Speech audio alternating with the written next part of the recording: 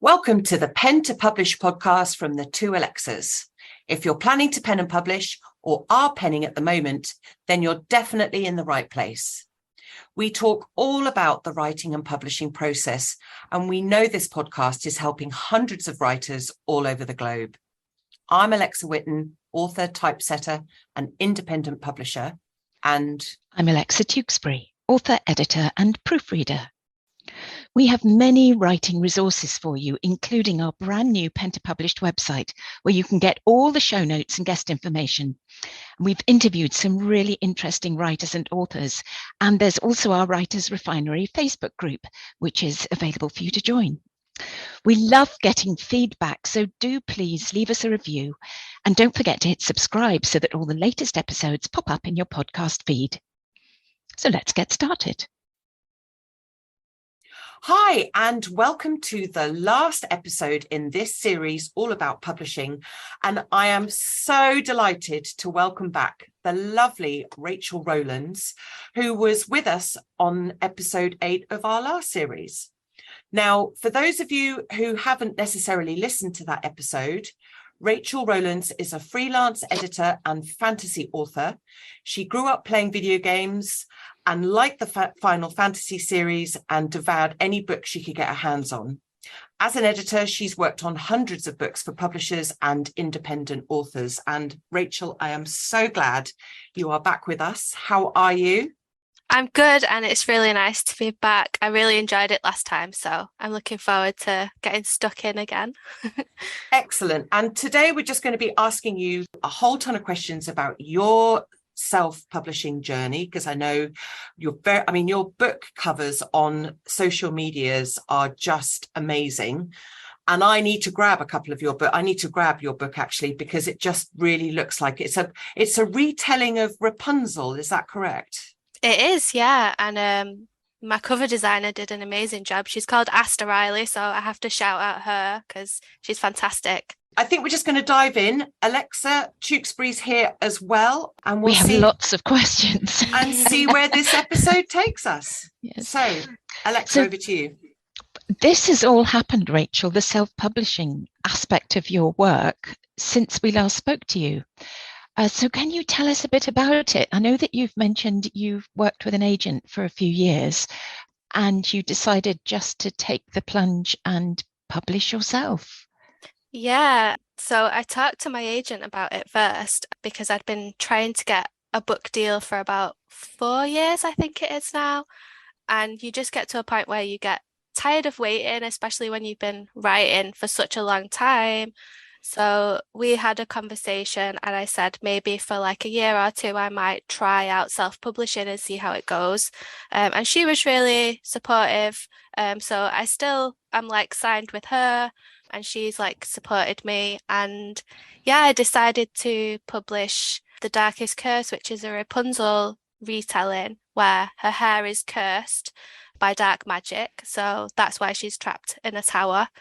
And that was just like a passion project really, because I wanted to write something just for like the love of it, because I'd felt really burnt out with traditional publishing and kind of trying to figure out what to write that they might want, the things that might get me a book deal that were like saleable. And I was just looking to write something for the joy of it. So that's where that came from. And yeah, I published that in October last year. It can be very prescriptive, can't it? That the publishing process, because they're obviously looking to what they can sell, but that's not necessarily what you want to write at a particular time. Yeah, exactly. And it's frustrating because you might have an idea that you think, okay, this is a little bit more unique, so maybe they might be interested in that. But then maybe they might already have something similar, or there's lots of reasons why an idea might not necessarily be what they're looking for. And some things I think just work better in self-publishing, like certain genres, or for example, like the fact that I've done a fairy tale retelling. Traditional publishing is kind of, they would say they would be oversaturated with them. But in self-publishing, there's a lot of people that just love to devour retelling after retelling, and that's what they love reading. And they'll read any retelling that they can get their hands on. So when you self-publish, I think you have more of an opportunity to find those people. And, you don't have to wait for a publisher to say, okay, retellings are coming back around and we're willing to publish those again. So that's been really nice, just to be able to write what I love writing without thinking about all of that. And I mean, you said you've been with your agent for 4 years. Have you been actively sending her manuscripts then? Yes, I had 3 different manuscripts that went out on submission to publishers, and none of them were picked up. So the most recent one was dark kind of historical fantasy inspired by the works of H.P. Lovecraft and other Gothic horror classics. And I'm actually releasing that one in May because it was on submission for about, I think it was close to a year. So I decided, we had a chat and I said, it's been quite a long time and I really love this book. And she said, just go for it. Like, if you want to try self-publishing it, just go for it. So that's what I've been doing. And that one's coming out in March. Well, by the time people are listening, it'll already be out. It's called In the Dreaming Deep. So you've been on this journey for 4 years, technically. You've been writing away. And I remember in our last chat that we had, you talked about the fact that you have to have a thick skin, you have to persevere, you have to keep going, you mustn't lose faith. So after 4 years, especially with all of your experience, you've realized that self-publishing is probably a better way for you. How did that make you feel after 4 years? Did you ever have that feeling of, I'm not good enough, I'm just going to give up, I'm just feeling really disheartened? Or did it have the opposite effect and it actually made you go, do you know what, I know this is really, really good and I'm actually just going to go ahead and self-publish? It started off the first way where I really just thought maybe I should just stop and focus my energy somewhere else, because it's a long time to keep getting rejected. And you do start to question, is it me? Is it my abilities? But then after time, you start to think it isn't really that. Like, a lot of the rejections will be for reasons that you can't control, like nothing to do with the writing. It could be, like I said before, they've got similar stuff already, or a certain thing they think the market's oversaturated with that. And also, I think since COVID, a lot of people have been leaving publishing from burnout and things like that, which has made it harder. So it started off that way, but then I started to seriously think about self-publishing. And then I got excited because I'd seen a lot of my editing clients do it and find it really rewarding. And I thought, well, I can do that as well. I've learned some stuff through working with authors and they love it, and some of them are doing really well. So I just thought I'll give it a try. There's nothing to lose at this point. And it's actually been really rewarding and really fun, and has given me a lot of the love back for writing, which was kind of a struggle for a while, where I just felt like I didn't love the process anymore, and it's brought that back. So that's been really good. I think one of the main things that you have to think about if you're going to self-publish is that prospect of marketing your book and the time that that's going to take. So did you have a strategy in mind? And if so, did you base it on what you saw other self-publishing authors were doing? And did you find resources to help you? I wouldn't say that I had a strategy. I did look at a lot of resources. So initially I was watching people on YouTube because I follow a few authors on there. So I watched videos of what other authors were doing, and there was an author on there called Katie Wismar, and she was doing a lot of TikTok and Instagram and short videos. And I didn't really want to do the full kind of YouTube sit down type videos. So I thought, maybe I'll try experimenting with the short form videos. But it wasn't really a strategy. I just thought maybe I can experiment with it with this first book. I didn't really think I'll do any serious marketing until I've got a couple of books out. So I won't pay for any marketing or anything like that until I've got 2 or 3, because I've heard that advice a few times before. Maybe wait until you've got a few out before you put money into advertising and marketing. So I just thought, oh, I can experiment with these videos to start with. So that's what I started doing. And apart from that, the only other strategy I had was to make sure I got reviews when it was released, because I didn't want it to go up on Amazon and have no reviews, because I didn't think that would encourage people to want to read it or buy it. So I signed up for a website called Book Sirens, which is a website where you can basically send out advanced reader copies, and people can read your book and review it by a particular date, and they'll post the reviews on the release date. So that was really helpful. That helped me get I think it was about 20 reviews or 30 on the day that it came out that were posted through using that website. So that was really helpful. And when you say advanced reader copies, that's the actual published product that people are then going to buy. Yeah, it can be. It's in digital format, so you would send out the ebook version, and mine was pretty much the final version, which was published. Sometimes they might be slightly different, like they might not be quite as polished. Sometimes they've not been proofread at that stage, but mine was like the final version that ended up being published. And do you have to do that before the book is published then? Yeah, I think on that website you can actually let it carry on like a few weeks or a month or so after it's been published. You can still be sending out these review copies, but I did it in like the month before and then stopped it on the release day. Because also, if you're enrolled in the Kindle Unlimited program, you have to be careful, because they require your book to be exclusive to Amazon, your ebook. So you've got to be careful not to have your book anywhere else once it's released on Kindle Unlimited, which is why I stopped it the day that it came out. So that's just something maybe people can be aware of if they're thinking about using Kindle Unlimited. And is that Book Sirens, you said, is that paid? Are you paying to sign up for that?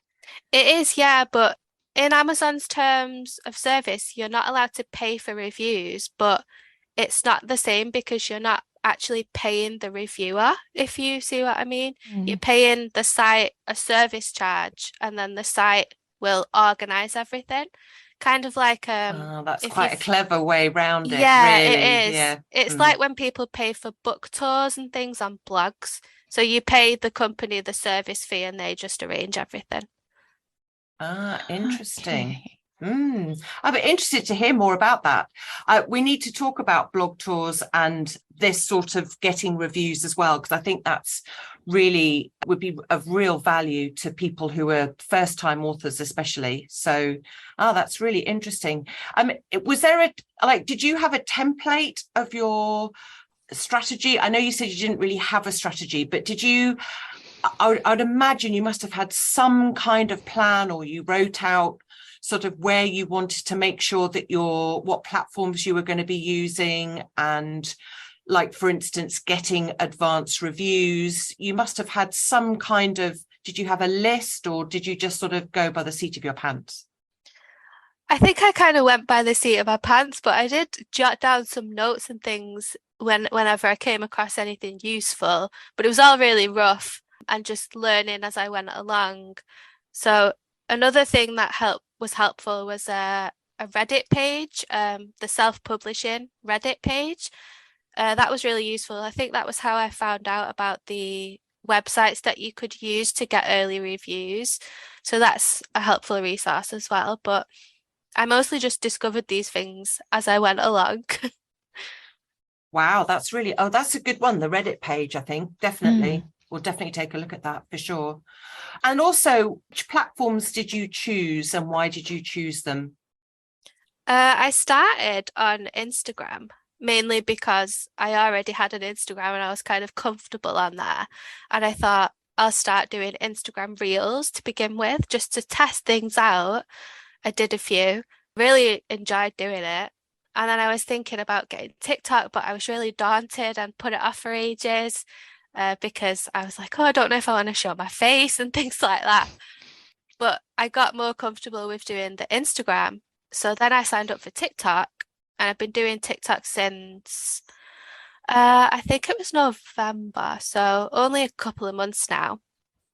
And I've got quite comfortable on that platform now and really enjoy it. And I've just started playing around with YouTube Shorts, which I'm still not entirely familiar with, but I try to post the same videos on each platform pretty consistently.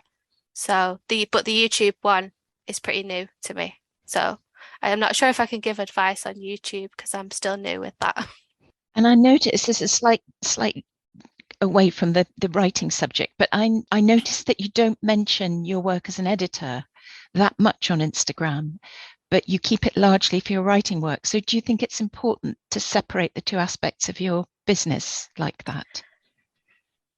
It wasn't an intentional separation really. On my website, it's both, it's clear that I do both on there. It just kind of happened naturally because editing, I think, is not a very visual job. No. So, and I can't post, quotes from my clients' books and stuff, obviously, on there. And I can't really talk in detail about things that I work on for other people on Instagram. But I can post as much as I want on there about my own books and quotes and videos and things like that. So I think it just kind of happened naturally. I didn't really consider it as a clear split. I did actually in the past, before I started self-publishing, wonder if I should split things really clearly, like have two websites, an editor website, an author website. But that would involve multiple websites, multiple different social media platforms, multiple names or brands or whatever. And I just thought that's a lot of work, when you already have a lot to do. So, and I consider like me to be my business anyway. So I decided to keep it all under one umbrella. And it actually works out quite well. Some of my clients have bought my book, which was really sweet. So I think it helps as well because my website has my books on as well. And I think, if I'm looking for an editor, if I can see that my editor is also a writer and so presumably knows more what they're doing as far as writing goes, then I think that presumably helps to highlight your editing skills as well. Yeah, that's true. And I've been able to help people with things purely because I've done it. So helping people with agent query letters and things like that, because I went through that process and I knew what it involved, and then I was able to help authors. So I feel like it feeds in, it all feeds in really naturally, and one thing helps the other. My editing helps my writing and vice versa. So yeah. Yeah, because your website's very much Rachel Rowlands, isn't it? Like it's very much branded on you. And I think the fact that you are an editor, you're a freelance editor, and you've self-published, you're almost like a one-stop shop for being able to help people with, well, if you want to do traditional, you go down this route. But if you want to go down the self-publishing, now that you've got the experience that you've got, you can kind of go down this route. So you could almost do like consultancy services as well, I'd imagine. Yeah, and it's interesting because when I started, I always thought I would just lean more into the traditional side, even with clients, helping them with getting agents and things like that. I always thought I would stick more to that side because I freelance for some publishing houses as well. But now I'm leaning more the other way, and I find the self-publishing side of it really interesting and really rewarding. So yeah, I'm going more that way now. And is book talk as big as we hear it is? Because I think you've said to me, Alexa, that if you're on TikTok, you have to be really relentless in your posting. So how often do you post? And do you sometimes think maybe you should be posting more to build that audience? It's interesting because I saw something recently. I'm in this group called TikTok for Authors, and it's a Facebook group, and it's really helpful. So that's where I learned a lot of the initial TikTok stuff, because I was like a fish out of water to start with. I didn't know what I was doing, so I lurked in this Facebook group quite a lot. And they all said, consistency is kind of key with TikTok. You have to post regularly. But a lot of authors get stressed, like, I don't have time to post 2-3 times a day and things like that, which is understandable. We're all busy. So I thought I can do once a day. I could try and do once a day, because I tend to do that on other platforms anyway, as part of like my daily admin. I'll post on a social media platform. So I thought I'll try and do once a day and keep that consistent. Sometimes I miss a day, but I'm way too busy to do, 2-3 times a day. I try to film things in bulk as well, which I think is helpful. So on a weekend, if I've got some free time, I'll just spend 30 minutes filming a bunch of clips, or making some clips in Canva, which is a graphic design thing that I use to make clips that have images in them instead of filming my face or the book or things like that. So I'll just take a bit of time on the weekend, film clips in bulk, and then every day I will have something to post then, and I don't have to spend time every day filming something. So I find that helpful. But also, I would say if anyone's gonna start TikTok, not to stress too much about posting consistently or multiple times a day. Just do it when you can. I know there's some authors that only do it, on a weekday, and they don't post on the weekend. So it's just whatever works for you, but you do have to like keep posting to kind of see results with TikTok. So some sort of consistency helps. And what do you film? All sorts of stuff. There's loads of different styles of TikToks. So I started off doing what they call page flips, where you just flip the pages of your book really fast and film a clip, and then add text over it, like a quote from your book or the hook or something. So I started off doing that. Sometimes I will film the book from the side. So like hold up the pages and put some text over it, and then turn the book so that the cover's visible. Sometimes I do that. And also film like a short clip of my face sometimes, and then put text over it if I'm doing a different style of video. I've not done any talking videos yet because I've not been brave enough to do that. I don't know why, because I'm talking on here and it's fine, but there's something a little bit more disconcerting about putting your face and your voice on TikTok. So I've not done that yet. And sometimes I make videos in Canva where I'll just collect a bunch of images that I feel like represent the book, and I'll piece them together in a particular style and then put text over it and try and kind of tell a story, kind of like a storyboard, I guess. And those tend to do quite well on TikTok. And do you have any particular equipment? Like, do you have a camera stand at all for your phone, or is it all, you just hold it in one hand? I tend to hold it. I did buy a little stand, but I don't use it very often, to be honest, because depending on the style of the video that I'm doing, I don't need it. Like if I'm filming the book, flipping through the pages or to the side, I don't really need the stand. So I did buy a stand, but I don't use it. So it's very accessible then, really, in that respect. If you've got a smartphone, anyone can do it then. Exactly. All you need is a phone. But with the British weather, I have to think about like when am I going to film clips? Because if I try and film clips when it's going dark in the UK at 5:00, the lighting is just really bad. So I try and film things during the daylight with curtains open. And for those of you who are listening, we have a lovely brand new shiny website, the pentapublishpodcast.com website. And on there is a guest page.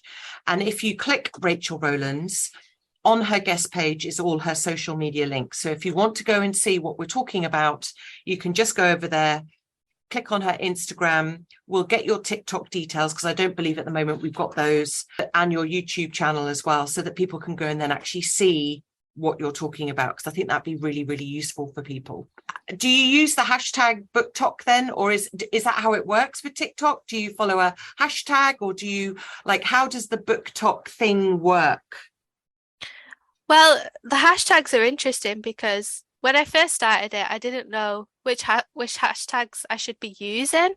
And I've kind of got into a little routine. It's kind of just about experimenting, really, about which hashtags work. People joke about TikTok being like a bit of a lottery, where you're never quite sure what's going to work or what's going to make a particular video do well compared to another one. And they're always changing things, playing around with the algorithm. So you're never quite sure what you're doing. It's kind of a strange platform. So when I first started, I was just putting a video up and putting quite a lot of hashtags in the caption. They let you type in a caption. And I would just put a bunch of different hashtags like the book talk or fantasy book talk or fairy tale retellings, things like that. And I didn't really type out a caption other than the hashtags. And then I heard somewhere that TikTok has a kind of search engine kind of function as well. And somebody suggested, as well as hashtags, try and actually write out a caption with keywords in it. So I started playing around with doing that as well. So I might use my hashtags, but also write something like, if you like fairy tale retellings, if you like Tangled, you might like my Rapunzel book, and I'll put that in there with the hashtags. And that seems to have helped. But again, I don't know for sure, because TikTok, it really is like a lottery and you're never really sure what you're doing. Sounds like Alexa Tewksbury's dream. It is though. It is. It's really a strange platform. It's making my brain smoke a bit just listening to you. Yeah. It is such a strange platform. And, I found it so confusing at first. But that group I mentioned before, that Facebook group, was really helpful. But you'll often see posts in there from people who are just like, why hasn't this worked? Or why do people say this works, but I tried it and it didn't work? And this other person's video went viral because they did a particular thing, and my video has only got 100 views. What's going on? And nobody actually knows. So do you have to go and engage with other TikTokers? Is that how it works? Because there are some platforms, especially like LinkedIn, where you do much better if you go and engage with people, because it then the algorithm knows that you're on LinkedIn, knows that you're an active user, and so will help with your reach. Is TikTok the same? Do you need to go and follow, and can you comment on other people's TikToks, or is it just purely visual? You can comment, yeah. So you can comment, you can repost other people's TikToks, you can like them, you can add videos to your favorites. Something really important actually that I forgot to mention was when you start a TikTok, the main feed, which is called the For You page, you might start your TikTok and the algorithm doesn't know what to show you at that point when you're new. So the main page will just be loads of random stuff that you might not be interested in. So I think when I started, I was getting loads of videos of people unboxing sweets and stuff like that. Yeah, it's really weird. And you have to train it to show you what you're interested in. So I started off looking at other book accounts, following other book accounts, liking their videos, leaving some comments.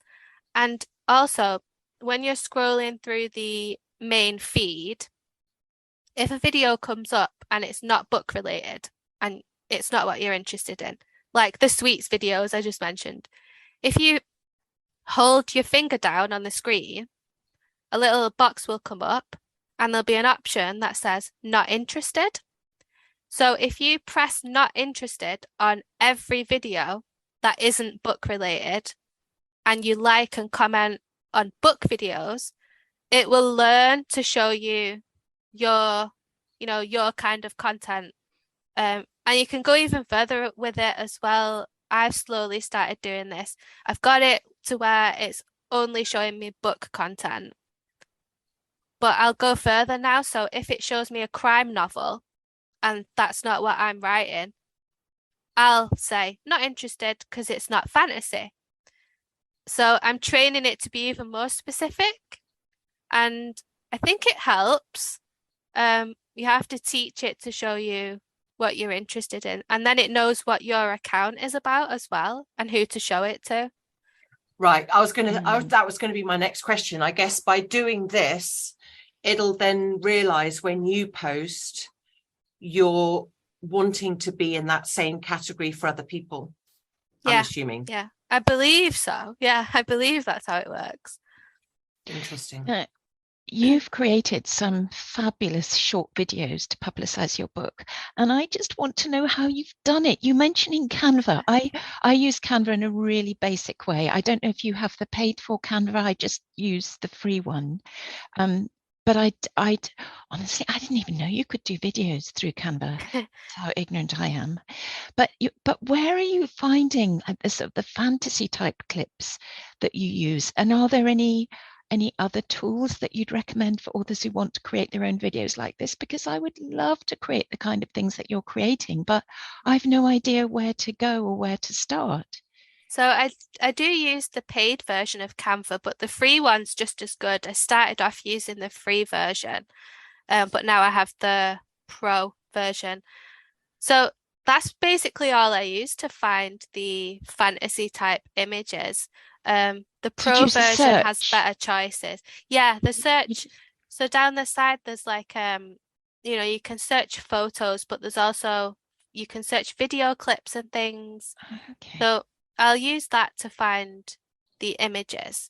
It's quite difficult to find fantasy type images on Canva. You have to do quite a bit of digging and play around with the keywords that you type in.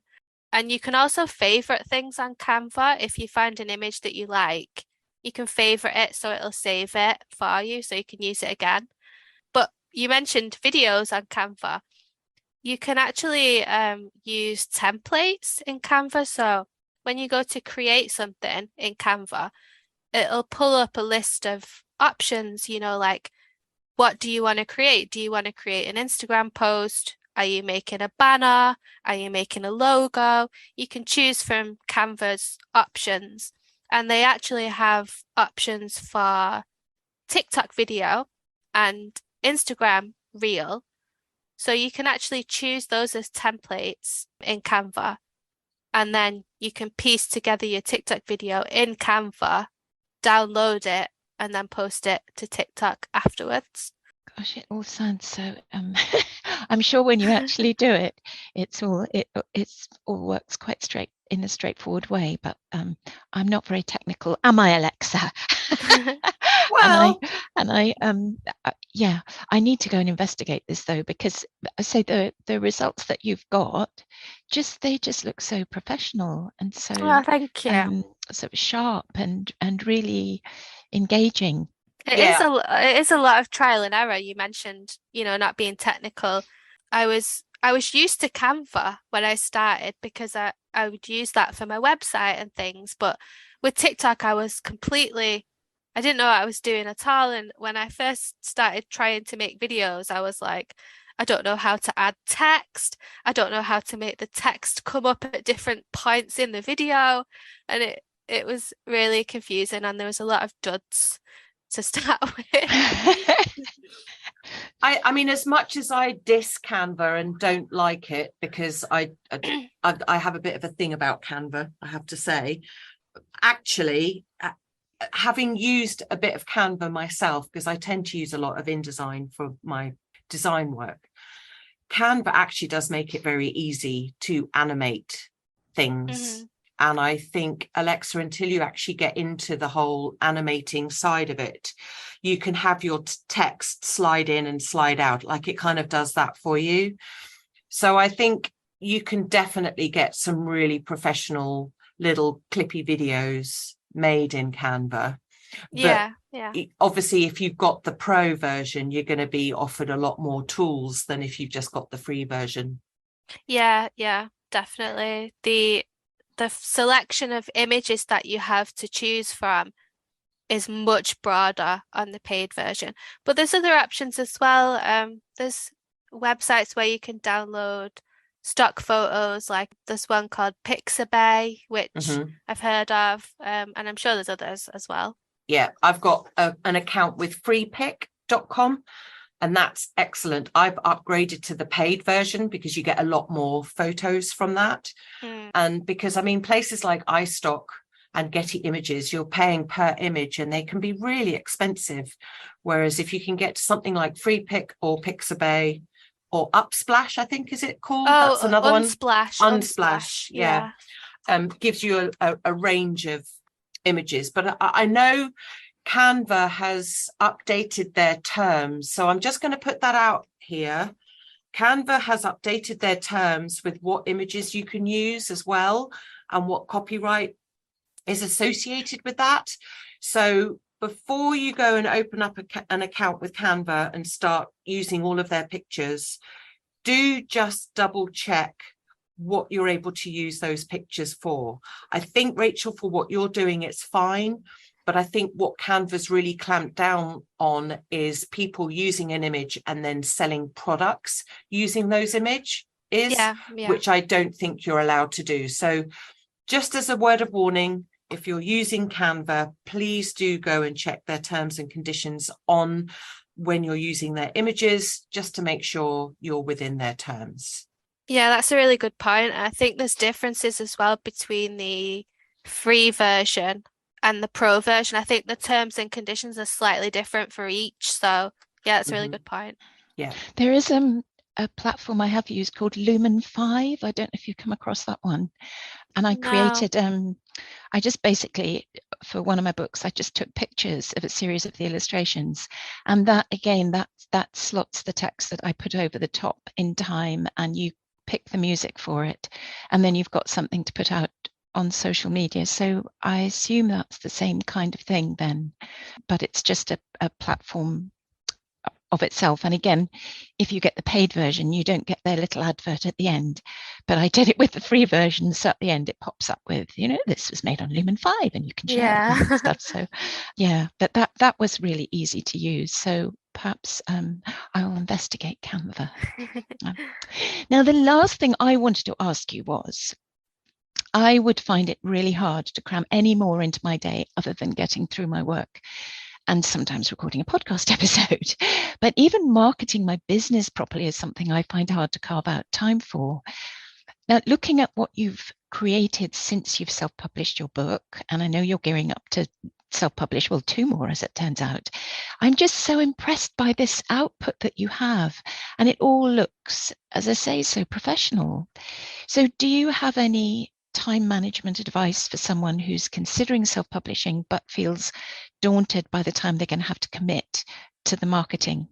This is really tricky to answer because I feel like it's so dependent on people's circumstances. Like, I don't have children, I work from home, so I feel like I have more time than somebody who probably has children or has to commute to a job, or who works, really long shifts. So there's that to bear in mind. And also, like I said before, sometimes my output, people are like, oh, you're publishing 2 more books this year. Like, how? That's because I already had them written, beforehand. So I didn't like churn out 3 books in a couple of months. But what I would say is, if you do the marketing that you find fun, it's less of a chore. I think if it's a chore, it's much harder to carve out time for it. Whereas if you do something that you enjoy, like I've really come to love doing these videos, it's a different creative task, and I really enjoy it. So I don't mind making a bit of time on the weekend to batch film some clips, and I quite enjoy going on TikTok for 20 minutes in the evening now. So I would find things that you enjoy doing, and if that's not TikTok or Instagram and it's something else, then do that other thing. I know that there's people who outsource these things, certain marketing things. I've never done that. If you can do that, maybe that's something to think about. Another thing I find useful is to only focus on like one or two marketing tasks. Try not to do everything all at once. Because when I was researching and looking at things like the self-publishing Reddit that I mentioned, there was so many, different marketing options. It's really overwhelming, social media and Amazon ads, Facebook ads. There's so much to learn and it's really daunting. So to start with, if you just focus on a couple of things, not everything, I find that to be helpful because there's a learning curve. Like I didn't know what I was doing on TikTok. I'm learning about YouTube a little bit more now, but it helps to just focus on a few things and have some sort of schedule. Like I mentioned, batch filming at the weekend, but do what works for you with your schedule. Like I said, there's some people who just post Monday through Friday and they don't post on weekends, and they find that helps. So maybe set some sort of schedule for whatever works with what you've got going on in life, and don't worry about doing something every day if it's not possible. Even if it's just a couple of times a week, that's still something. Yeah, I think it's about finding which platform is going to give you the best results. Because I've realized now that as much as I love Instagram, and I really do, because it's a creative platform, it doesn't bring me much business. So what I'm doing, though, is I'm posting on Instagram, which then cross posts on Facebook business page, which does quite well. But really, where I get the most business is LinkedIn. Mm-hmm. So because I know I need to be there, and luckily LinkedIn isn't really a visual place, I've just, I've got to not learn to love it, because I quite like it over on LinkedIn, but I know that's where I need to be. So I think it's all about where are your target audience. And I think for authors, I would imagine, like you've done, Rachel, is you've really, especially with your fantasy book, I think you've really tapped into the whole visual of that, because I think you'll find your fantasy readers are probably very visual people, whereas maybe business orientated books, they're probably not going to be as visual. And actually, LinkedIn's going to be the best place for them. Yeah. Right? Because your book's beautiful, and your book is all about the fantasy side of things. And I'd imagine the readers of your books are going to be people who are on TikTok, because that's your age range as well. Whereas a book about COVID, your target readers probably aren't going to be on TikTok, right? Probably not, I wouldn't imagine. Yeah. So it's about identifying where your target reader is, where do they hang out, and then using that platform. I would say that is the key thing to work out. Yeah, it's definitely true, and it goes back to what we were saying before when you were asking me about if I split my editing and my writing purposefully. And I said, no, I don't, but I do kind of split the marketing tasks for each thing, because marketing the books is really different to how I would market my editing. So with my editing, it's mainly my blog.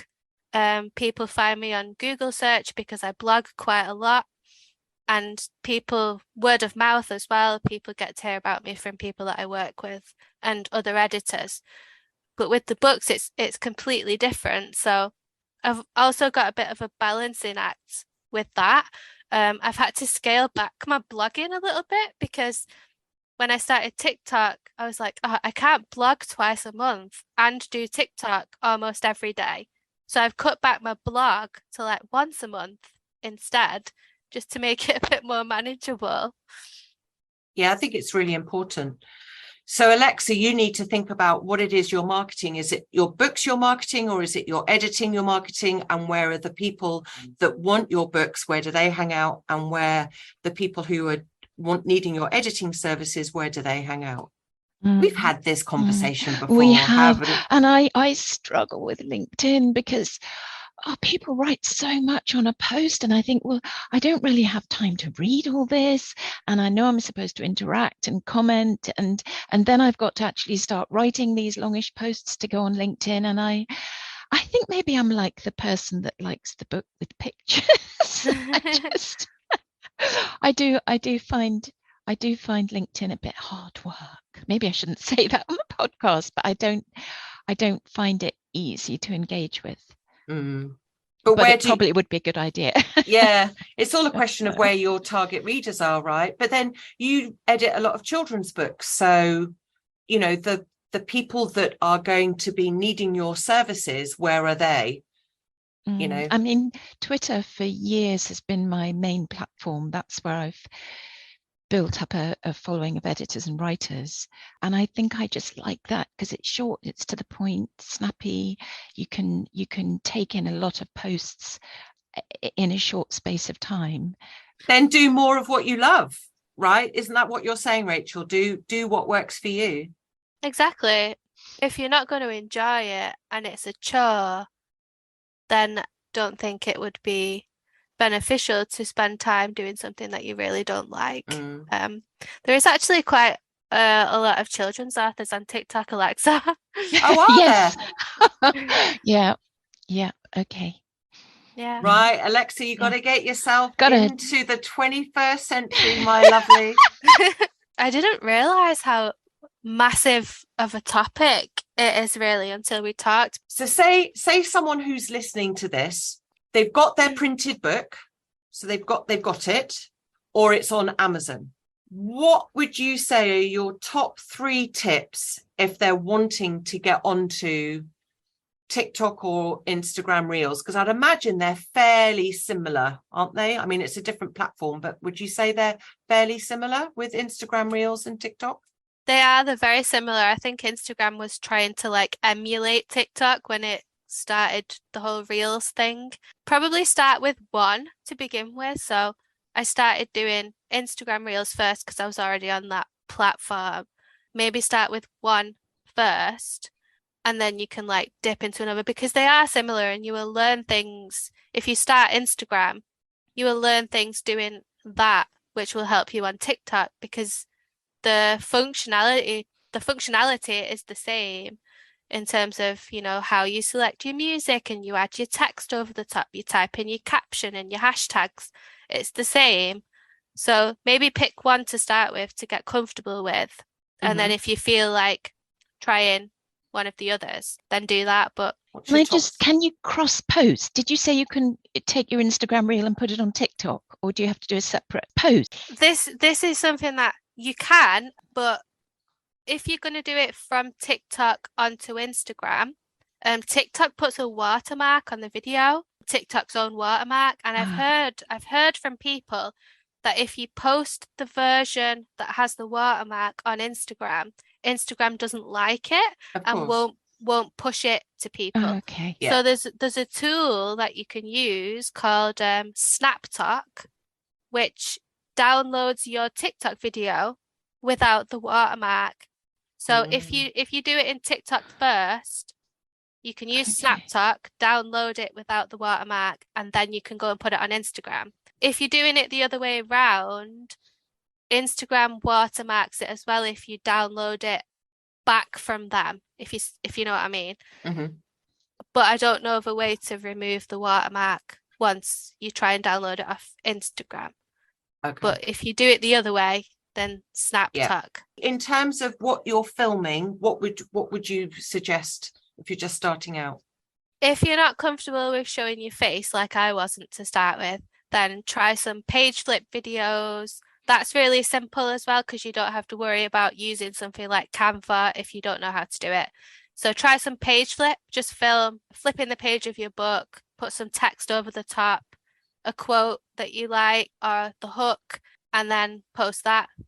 think those are good ones to start with because they're a bit less daunting. With music, I find it really tricky, the music side of it, because depending on which sound you use, it can determine how well your video does. So like if it's a trending sound, but you have to kind of catch it at the right time. So I would say look at other videos, look at what other people are doing.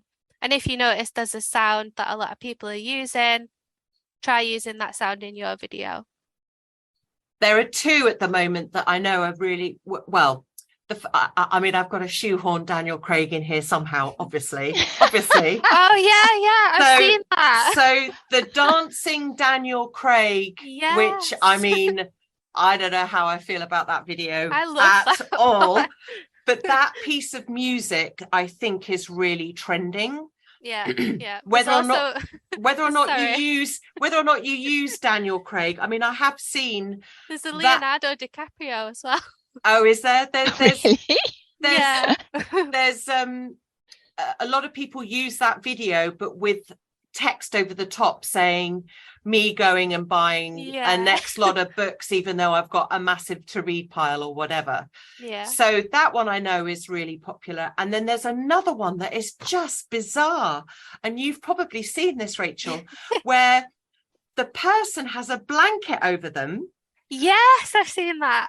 and it's got this really cute little jingle, and they're wiggling their way into a room and they have to wiggle their bum. Do you know where that came from? I bet people don't even know where that came from, as in like the music. Do you know the film The Aristocats? I do. Yes. From years ago.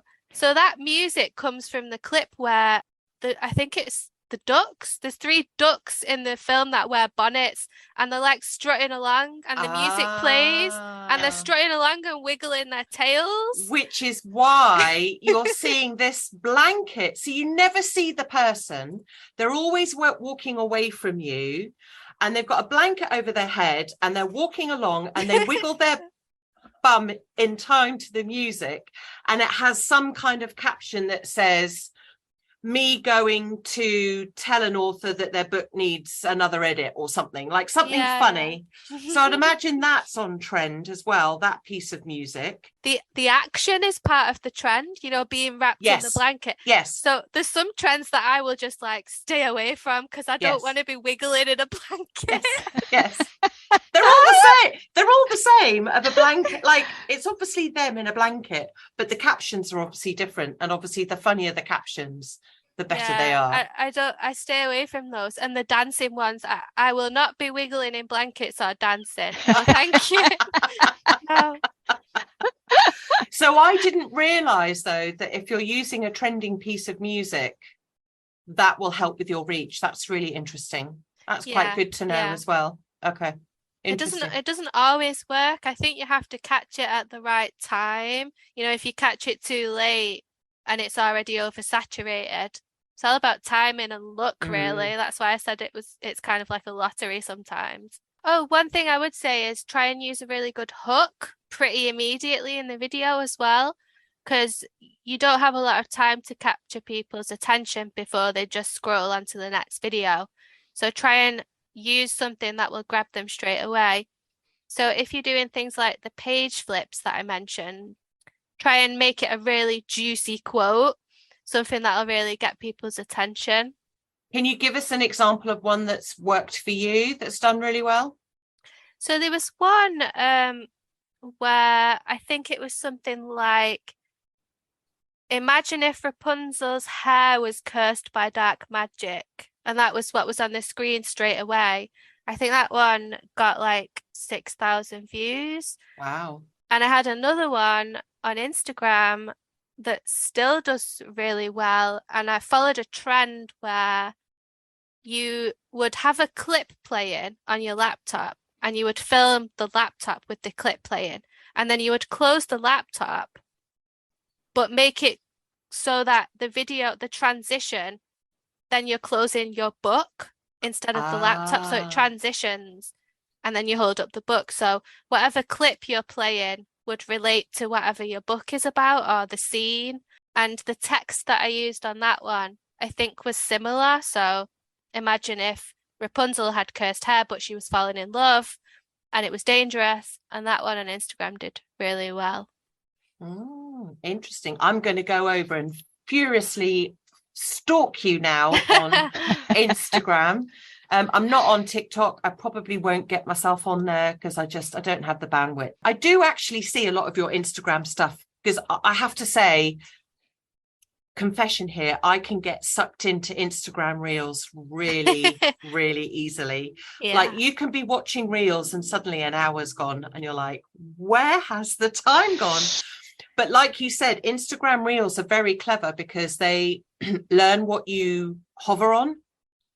So I remember watching a skiing clip where someone tries to do a jump and falls flat.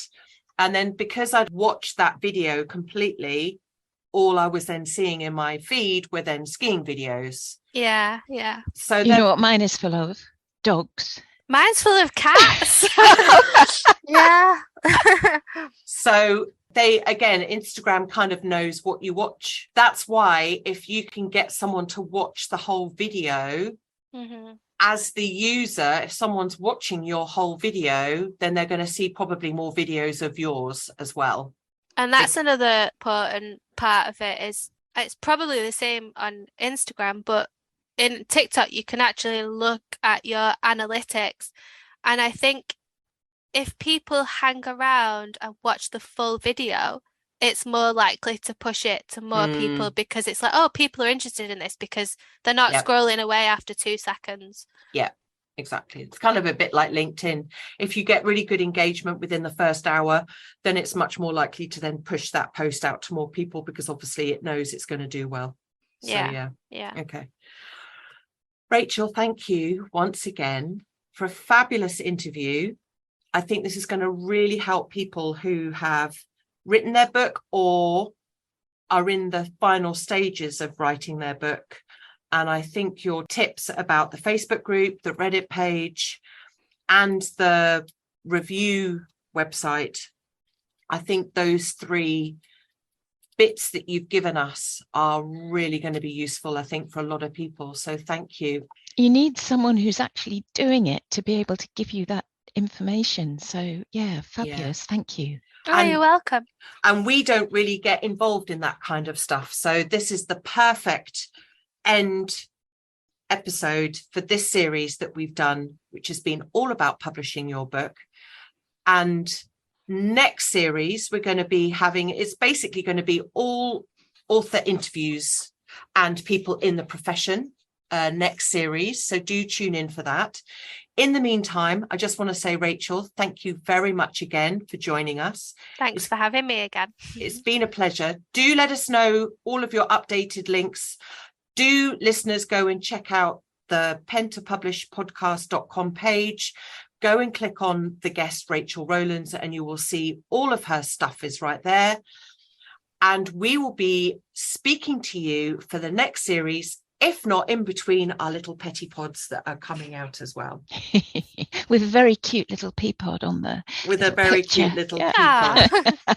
So from me, Alexa 2, bye-bye. Bye. And from me, Alexa 1, bye-bye.